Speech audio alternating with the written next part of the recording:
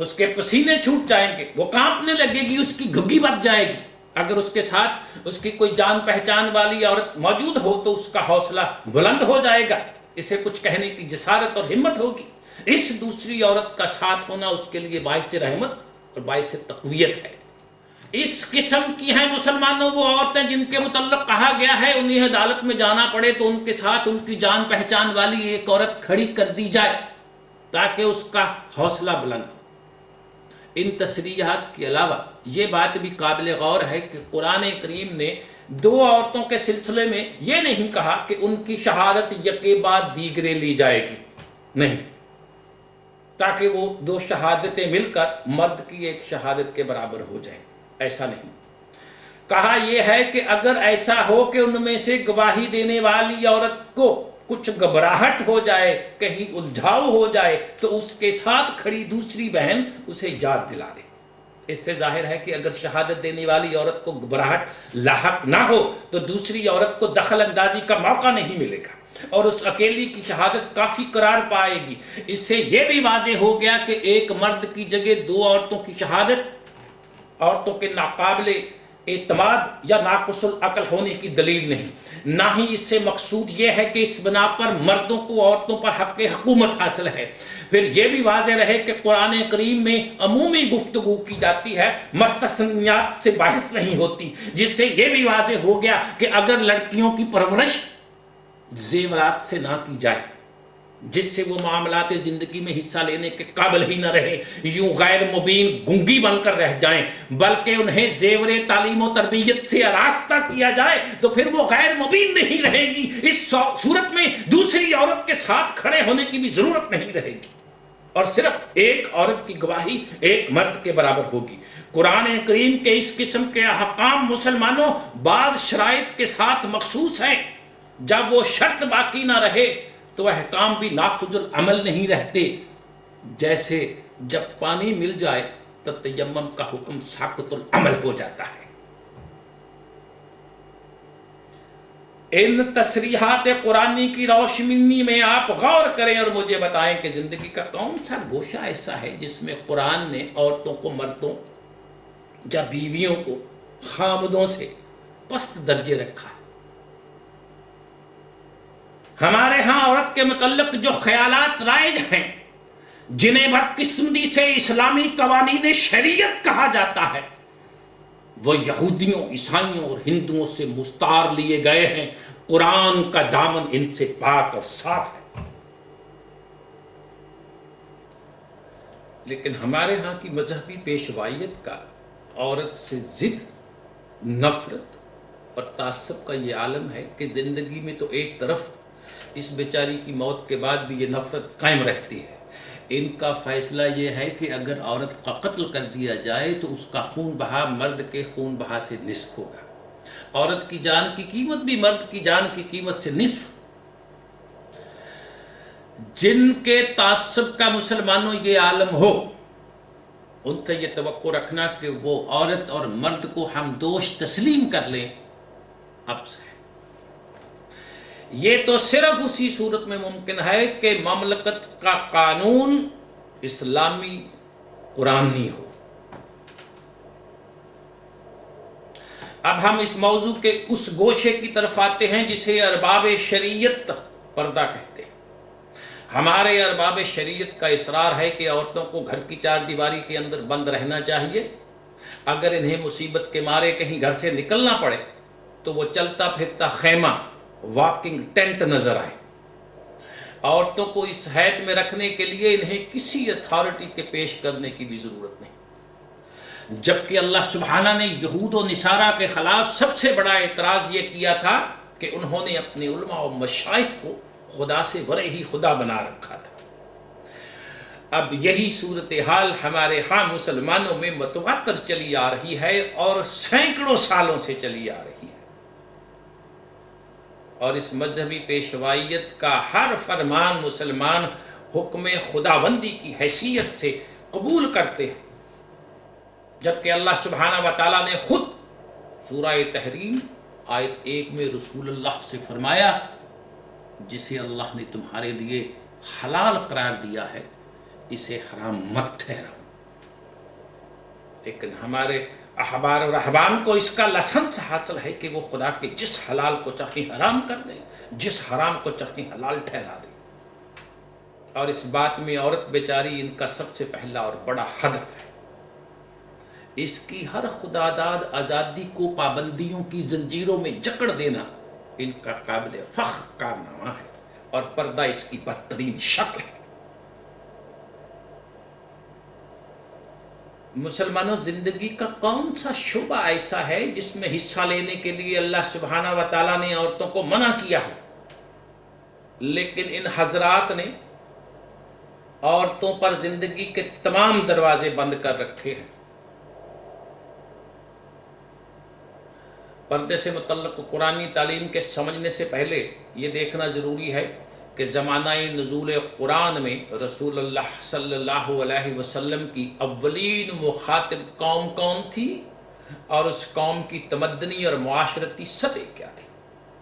قرآن ہمیں بتاتا ہے کہ انہیں یہ بھی سمجھانا پڑتا کہ چیخ چیخ کر بولنا اچھی بات نہیں، اکڑ کے چلنا معیوب ہے، مجلس میں کھل کر بیٹھنا چاہیے، جب مجلس برخاست ہو تو اٹھ کر چلے جانا چاہیے، دوسروں کے ہاں جانا ہو تو اجازت لے کر جانا چاہیے، دوسروں کے ہاں سے کچھ چیز مانگنی ہو تو دروازے سے باہر کھڑے ہو کر آواز دے کر مانگنی چاہیے۔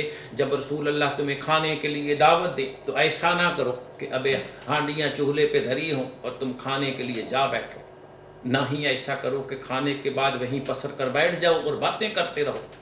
تمہیں معلوم ہونا چاہیے کہ اس سے صاحب خانہ کو کس قدر تکلیف ہوتی ہے۔ یہ تمام باتیں اس وقت کی عربی قوم کو سمجھانی اور بتانی بھی ضروری تھی، یہ قرآن بتا رہا ہے۔ اس قوم کو اس قسم کے عام آداب معاشرت بھی وحی کے ذریعے سمجھائے اور سکھائے گئے۔ اب آپ اس سے اندازہ لگا سکتے ہیں کہ ان کی تمدنی سطح بالعموم کیا تھی، اور انہیں مہذب سوسائٹی کی سطح پہ لانے کے لیے کس قدر تدریجی تعلیم و تربیت کی ضرورت تھی۔ اور مسلمان بہن بھائیوں، ہم سب یہ جانتے ہیں کہ عورتوں کے ساتھ اختلاط اور ارتباط کا سوال اس میں خاص اہمیت رکھتا ہے، اور جہالت کا علاج تو مناسب تعلیم و تربیت سے ہی کیا جا سکتا تھا۔ پھر مکہ کے اندر مسلمانوں کی صورتحال مختلف تھی، لیکن مدینے میں منافقین کی بھی کافی تعداد تھی، اور منافق کا شیوا ہی شرانگیزی ہوتا، اور عورتوں کے معاملہ میں شرانگیزی جس قدر آسان ہوتی ہے اسی قدر مہلک بھی ہوتی ہے۔ اسی لیے اللہ سبحانہ و تعالیٰ نے ان منافق مردوں سے مسلمان عورتوں کو بچانے کے لیے سورہ احزاب میں اللہ سبحانہ نے رسول اللہ کو فرمایا، اپنی بیویوں، بیٹیوں اور مومنین کی عورتوں سے کہہ دو کہ وہ باہر نکلا کریں تو اپنے کپڑوں کے اوپر جلباب، اوور کوٹ پہن لیا کریں۔ اس حکم کی ضرورت بھی بتا دی۔ اس حکم کی ضرورت کیوں پیش آئی، اس کی وضاحت بھی کر دی کہ یہ مستورات جب باہر نکلے تو منافقین ان سے چھیڑ خانی نہ کریں۔ پہلے وہ ان سے چھیڑ خانی کرتے تو ان سے کہا جاتا، تو وہ جواب میں کہتے کہ ہمیں معلوم نہیں تھا کہ یہ مسلمان ہیں اور شریف زادیاں ہیں، ہم انہیں بازاری عورتیں سمجھتے تھے۔ ان کی اس حجت کو پورا کرنے کے لیے مومن مستورات سے کہہ دیا کہ تم جلباب پہن کر باہر نکلا کرو۔ سورہ احزاب آیت 59۔ اس سے تم پہچانی جاؤ گی کہ تم شریف مسلمان عورتیں ہو اور یہ لوگ تمہیں ستائیں گے نہیں۔ پھر اس سے اگلی آیت میں مسلمانوں یہ بھی ہے کہ اگر تمہاری اس احتیاطی تدبیر کے بعد بھی یہ لوگ اپنی حرکات سے باز نہ آئیں تو پھر ان سے مجرموں جیسا برتاؤ کرو۔ اس ایک واقعہ سے یہ حقیقت واضح ہو جاتی ہے کہ قرآن کریم میں عورتوں کے گھروں میں رہنے اور باہر نکلتے وقت خاص احتیاط برتنے کی تلقین و تاکید اس معاشرہ کے خصوصی حالات کا تقاضا تھا۔ یہ ابدی ہمیشہ کے لیے اور غیر متبدل احکام یا حکم نہیں۔ مسلمانوں، اصل چیز قرآن تعلیم کی روح اور بنیاد ہے، وہ ہمیشہ کے لیے ہے اور غیر متبدل ہے۔ اس پر عمل پیرا ہونے کے ذرائع حالات کے مطابق مگر بدلتے رہیں گے۔ اب جس طرح جنگ کی ضرورت کی روح اصول ابدی اور غیر متبدل ہیں، مگر جنگ لڑنے کے طریقے، ذرائع، آلات زمانے کے ساتھ بدلتے رہے۔ اس بنیادی حقیقت کی روشنی میں پردے کے متعلق قرآنی احکام اور تعلیمات آسانی سے سمجھ میں آ جائیں گی۔ توجہ چاہتا ہوں کہ جنسیات کے متعلق قرآنی تعلیم کی روح، اس کا اصل اصول تحفظ عفت، تحفظ عصمت ہے، جو قرآن کی متعین کردہ مستقل قدر ہے، اور اس کا تقاضا مردوں اور عورتوں دونوں سے کیا جاتا ہے، بلکہ مردوں کا نام پہلے لیا جاتا ہے اور عورتوں کا قرآن کریم بعد میں نام لیتا ہے۔